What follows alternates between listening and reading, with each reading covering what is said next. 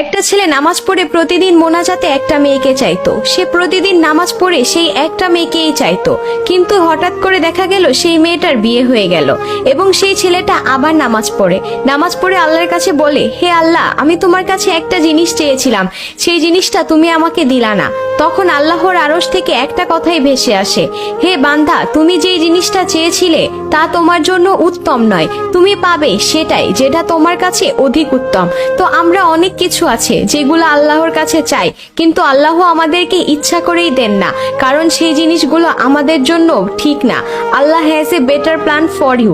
পাওয়া না পাওয়ার আশা বাদ দিয়ে যেটুকু পেয়েছেন সেটুকু নিয়ে সন্তুষ্ট থাকুন, কারণ আল্লাহ আমাদের জন্য সেটাই বরাদ্দ করে রেখেছে যেটা আমাদের জন্য অধিক ভালো।